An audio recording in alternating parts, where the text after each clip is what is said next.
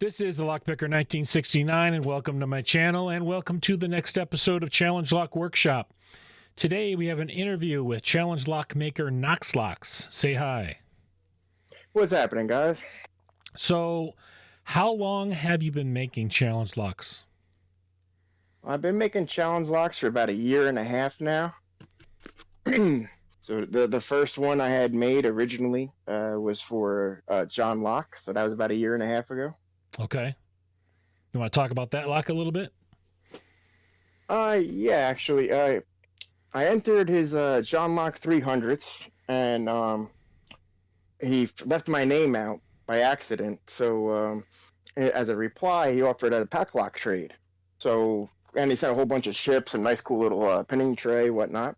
So that's very, very cool, John. And anyways, I wanted to make a challenge lock for him, so I asked him if he wanted it original or spicy, meaning the way pack lock made it, or if I could spice it up. He said, by all means, spicy. So, kind of my mentor, or where I, learned a lot, kind of, is from Bosnian Bill's Whipped video. So at that time, I was watching Dark Arts Lockpicking had stumped Bill on a trench trap. So that's making the core modifications nice and deep to where any type of spool pin's really going to get caught in any type of rotation, and you really have to use super light tension in order to almost float pick it sometimes in order to get that guy up. But yeah, that was the first one I sent to John, along with an email of please use light tension explanations. He didn't read it, and he popped the I use dog tag chains in particular. Yep. So part of telling me how you pick is when you gut that lock, how the ball bearings are, if they are intact, if they are broken in 3 different sections, or if they are broken in 2. For example, I had done the same thing for my lock on an American Lock 5200, and he had 2 trench traps in there. And unlike John, he float picked it flawlessly. So unlike on John's, you heard a pop. Like, it was literally click, click, pop, and then all of a sudden it opened. Yeah, okay, it popped. He didn't know better. It was, no, my locks was, okay, I'm going to float pick this. Look at this counter rotation. And he had it. It was so, I was like, oh my God, like so he found out real quick, like super light tension was the key, or feather light tension was the way to untrap or not get trapped. So you were off and doing CLs after that one. That inspired you. Yeah, very much so. Yeah, and then also in that, when I tried to use, I hear in a lot of Bosnian Bill videos, people using springs from lighters or Bic lighters in particular. Yep. I do not do that. That was such an amateur rookie move. It just kind of brick walled the amount of room I had to work in that chamber. Looking back, it didn't really serve any purpose. It had no bounce or spring. It was, but that was a learning experience. My first challenge lock, and another part of it was, and that one I used needle files, and everyone since then, I now, to make sure to kind of go easy on the dog tags, I don't just file them. I use my little Dremel tool, and with the round part, make sure I just round off the edges on the inside of the cores, so this way none of the sharp parts snag or hit the inner parts of the chain or any of the spools or anything. Ah, gotcha. Make it a nice clean pick. Yep. So I mean, that's something I definitely learned from that one. Okay. So, how many challenge locks would you say you've made now? I've made 13 total. So I have 9 in the pack locks, custom made for people pack locks. And cool. I have the 2 American locks, and then I have, again, individualized for people, Sergeant Payne for Pocket Woman, and then for Trucker, I made an ASA Arrow. It's Arrow Keyway AR1. But yeah, all again, very unique locks or unique mods per lock, intending on that person's picking abilities. As far as I watch each picker and kind of see, not necessarily what their Achilles heel is, but kind of what I think I can kind of expand upon their weakness and challenge them, but not to a point where they want to throw my lock across the room and quit, but get it open. But at the same time, it's no good if it sits in the naughty bucket all the time. Exactly. Yeah. So, which of the CLs you've made do you feel was the most difficult one to make? Hmm. Let's see. I would have to say Sadistics, and the reason for that is how his lock was even made. It was meant to be. Snake had given me a challenge lock. Well, actually, Snake made a challenge lock, but it was given to me by the Not Ginger in trade for a pack lock. And in that pack lock, it has a silent shackle, so it's basically a lotto lock. So Okay. you can't tell like when it opens. You don't have that spring pop. You know what I mean? So it's you have to pull like, or you have to really pay attention, and it sets very deep. So again, you're where you feel you should have an open, but yet it's not. You wonder what you're stuck up on, and it has a nice little high low high setup around like pin 4 5 6. So as you're doing that, it's a real pain to set one, counter rotate, Yeah. drop two, get it's just a little shuffle, and you have to you know dance the dance proper to get it. And I was never able to get that one on camera for Snake's Silent Sleeper there. That was one I wish I could. So, if you look back on the challenge locks you've made, regardless of who you made them for, which one Mm. do you think was the most difficult one to probably open? Ooh, oh, one that's still in my hands, unfortunately, is for Lockheed. And the reason I say that one is Pack is made by Packlock, and not every Packlock I get comes with serrated key pins. So, for example, I've spent my live video, I believe, is like 5 hours long of making Panda Frog's challenge lock, pack lock, and as much as I made complicated pin work for the tops and made the traps at the bottom, he was able to pick it. And I mean, he's a speed picker anyways, but I mean, he was able to pick it like under like 30 seconds. And really, I noticed the problem was none of the traps in the serration land that I had planned had worked because his pack lock didn't have the serrated key pins. Like I don't know why some of them came with, I guess what I would call anti-bump technology, and some of them did not. Huh. So I am only able to work with what I get. You know what I mean? So in that case, he won the pack lock. I select, whatever color they win, they choose. I take it apart and make the best challenge lock I can out of what's available in front of me. So, to me, I think this is going to be my hardest one to open just because of the level of key pins that they poor, included on that one. poor Lockheed. Yeah, yeah. Yep. So you've mentioned a few of the names.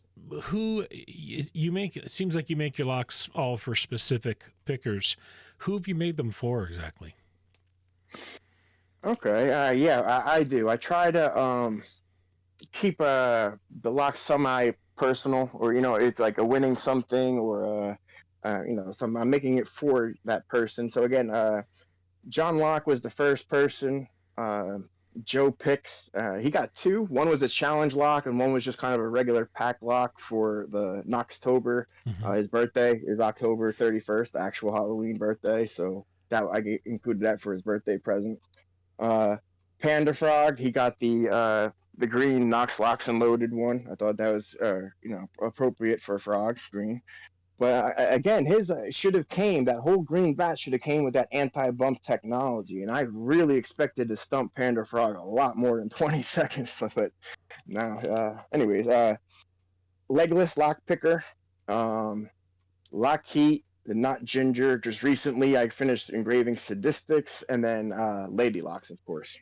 Okay, quite the That line. those are Quite the yeah, lineup. those are yeah, those are the pack lock crew. Yep. Okay, cool.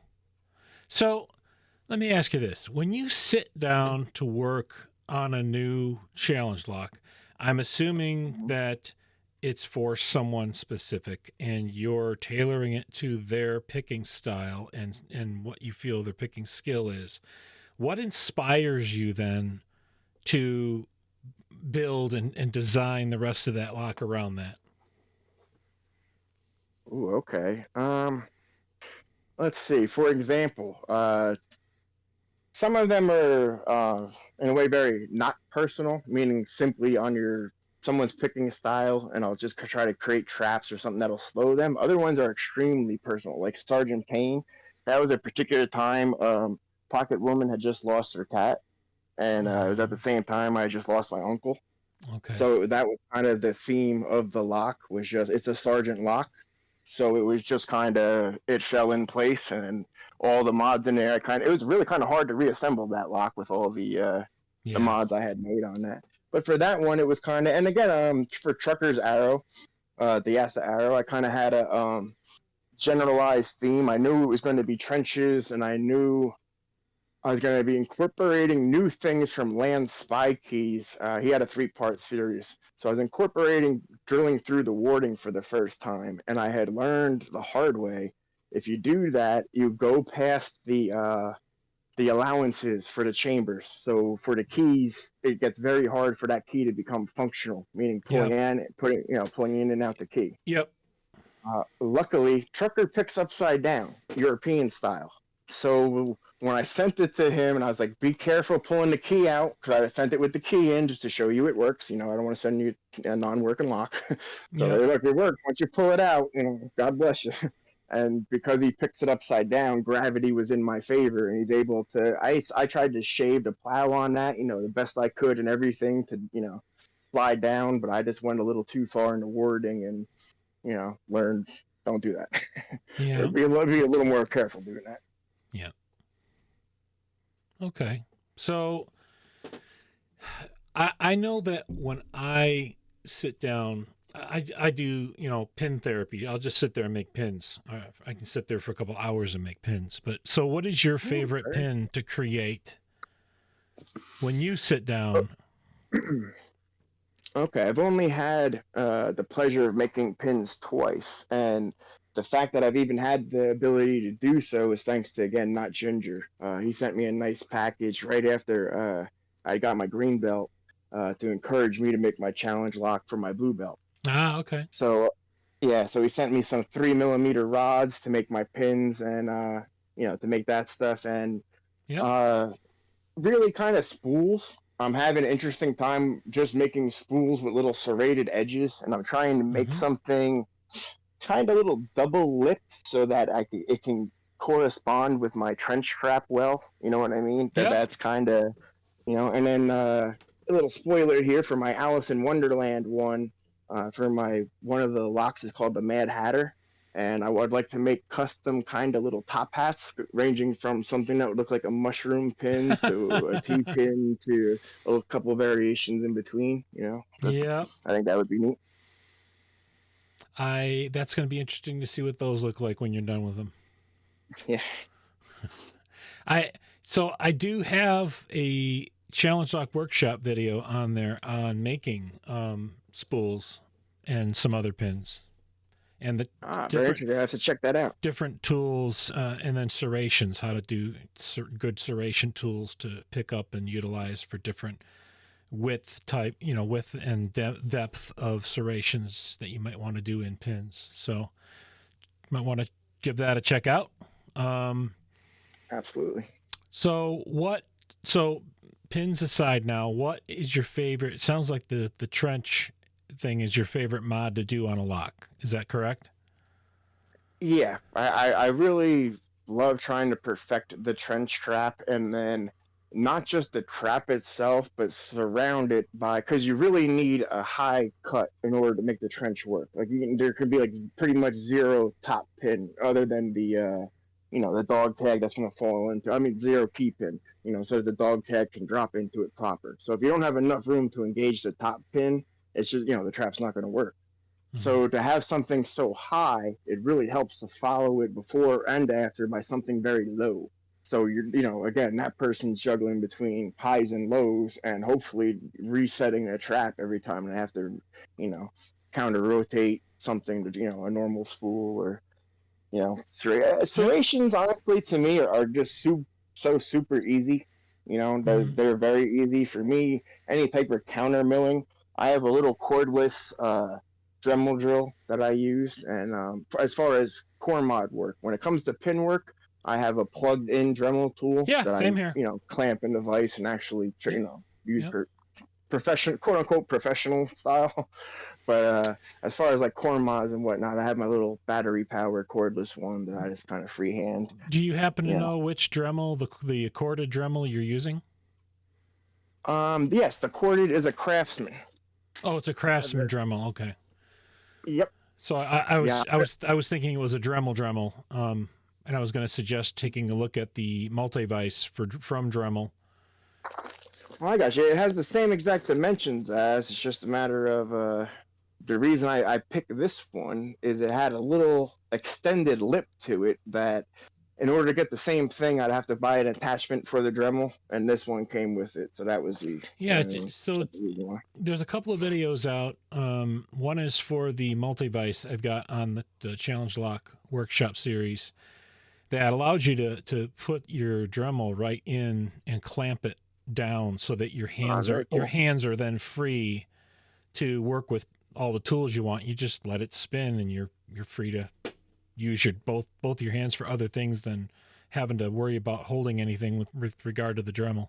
And you don't worry about damaging your Dremel by putting it into a vise, which is really the nice upside to that. You're not going to damage it. Oh, speaking of pins, here's something that's I forgot. Sadistic in his, I believe I threw in the first of Jay Gabriel's rattlesnake pins. So Jay Gabriel was nice enough. I always show off. DMAC had made me rattlesnake pins in 3mm, and Jay Gabriel was, hey, I like how you show them off. Look at these guys, and it made me little tiny 2mm, not just rattlesnakes, but pin and pin rattlesnakes. Ouch. At 2mm. So yeah. So then this week he sent me magnetic rattlesnakes. Yep. And it was like, oh my God, with the magnets. So it's like I had them in the plastic bag and I take the magnet out and I have a little 15-second video that I'm gonna make a short of. I just push the magnet past the bag part of it and you just see all the little circlets on this rattlesnakes all just rise and fall as the magnet goes past. And it's like, imagine lifting the pin next to that. You know what I mean? It's totally changing the dynamics of the pin next to it. So it's like, wow, like that's, and unfortunately what I don't like is it magnetizes my pick. So it's like after I'm done, Harry Bowes did that to me. So I had the Harry Bowes Irene and the Baku, and the Irene has magnets in it, and yeah, and when I was done, I put my thing down on the board and the spray. I was like, "Whoa!" Like it magnetized my pick tip. Like, okay, yeah. And then Jay Gabriel's the one that got me making magnetic pins too. So, oh, I got you. So you got your hand in that too. Oh okay. yeah, oh yeah. Those are a lot of fun, especially when you're using steel pins. Well, that's what I'm saying. So if you put two pins with opposing forces, in a way, you don't want to force the shear line open, so you want some type of closeness, but at the same time, using the chambers next to it, boy, that just creates a magnetic field that, kind of needs science to decipher something, when you're dealing with 6 chambers, if you're loading them all with magnets, that is. So I guess think of it this way. If you've magnetized your steel pin and it's threaded, it's from a threaded rod and you've got a threaded chamber.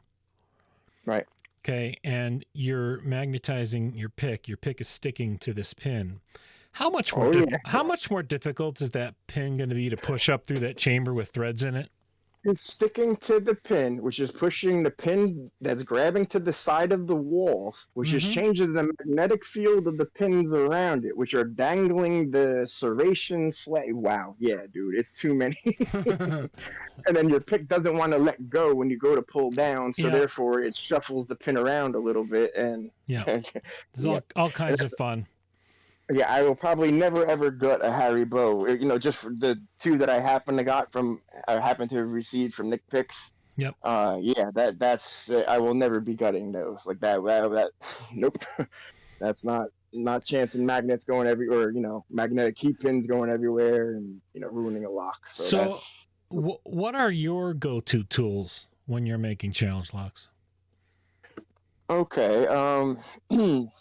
Kind of a little quick tale. I had to go to I went to the nearest hobby shop, and they had the taps for serrations, the drill taps, and all the way down to 2 millimeter. So 2 millimeter, 2.5, 3, 3.5, like that, all the way up to 5. Yep. And it was $45. So I was like, you know what? I'll get it.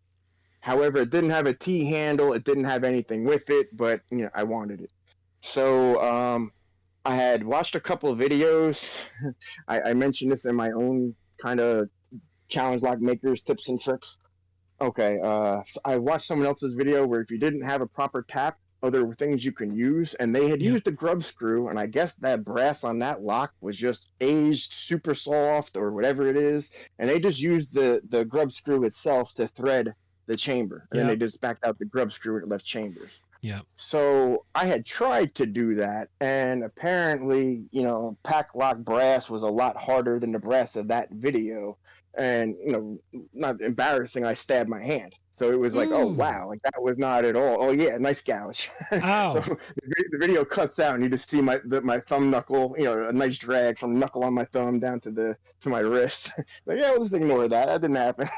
Oh But yeah, that wow. was making John walk. So I was like, after that, I was like, I have to buy a real tack. Like, this is not sufficient at all. Like, bad hack. Don't do this. So that was There, my little tips and tricks. the taps So, they sell at Arbor Freight aren't terrible either. well, what I ended up doing ultimately was going to Home Depot and I bought a Yeah. DeWalt metric set. And that one, the reason I bought it is not only did it come with the T handle, Yeah. but it came with if I wanted to make, well, when I'm going to make like my 3 millimeter brass pins, it has the thing to make the threading. So it's the tap and die like Yeah. cutter. Yep. So I could actually cut the die. So I could, what I mean? My serrations, I believe, imagine should be pretty tight. Yep. Okay, I have the proper tool to do it. So it should cut nice. So for me, I just use that T, the DeWalt T handle onto the hobby shop um, drill bits and what do you call them? The threaders, the threadings, and Tap then taps. for my key pins the taps, thank you, and then for my pin work, that's what I use for the serrations is the die cutter. Cool. Okay. So what would you say is one tool that you would say every challenge lock maker should have in their arsenal? Ooh, uh,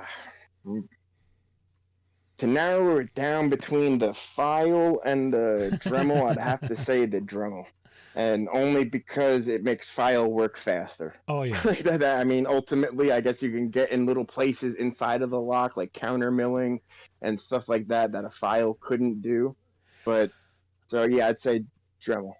Yeah, I used to say that was a jeweler saw, but I think after Jay Gabriel sent me one of those hobby saws, I really just fell in love with that thing. You can put two very fine blades right next to one another, lay that on a pin you're spinning, and it'll put two serrations like right next to one another, and you can make them as deep or as fine as you want. If you just move from side to side the hobby saw, it'll widen those serrations just a little bit too. So it's kind of a really cool tool for doing serration work.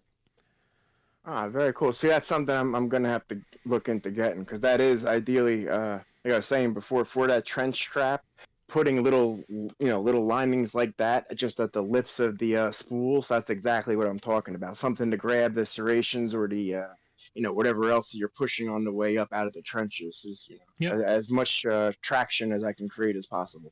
Yep.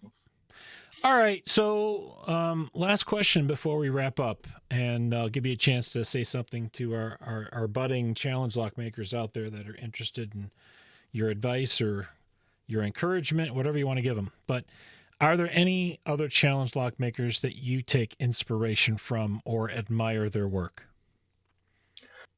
Sure, absolutely. I mean, of course, the guy I've learned the most from, hands down, is Bosnian Bill. Like I mentioned, the whipped videos, just seeing all the different ways in which he's been whipped. So just being able to whip the quote unquote master and then being able to try to reproduce that and then stack traps together and see what types of interesting combinations I can come up with. I mean, that alone is enough to keep my imagination rolling for a while. And then I really enjoy seeing other people's instructional tutorials on how to make them. Like DMAX had a multiple part series. Land Spy Key had a 3-part series. I enjoy watching their processes and learn little tricks that I didn't already know, different ways of doing things I do, and just seeing the results of it, and Yep. just, in general, just seeing how a little tiny scrape can make, or scrape of metal can make a world of difference, in the world of micrometers and millimeters and Yep. hundreds of Yep. a thousandth of an inch, that it really does make a difference, every little thing that you do. So Yep. just I love learning a lot along the way. And there's not one lock that I've made, or there hasn't been one lock I've made that I haven't learned something along the process or in that step of making it. Sure. So, is there anything you'd like to say to our audience before we wrap up?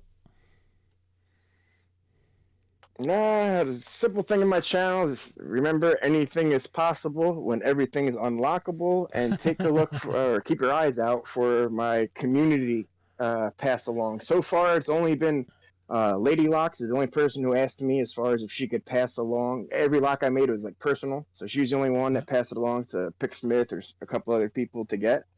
So I have a Alice in Wonderland themed one that Yeah. I'm coming up with, and then We'll have I to have do a one big reveal for that one, huh? absolutely going to be Yeah. revealed right here on the Lockpicker 1969's Challenge Locks reveal. So yeah, that's Awesome. coming next week.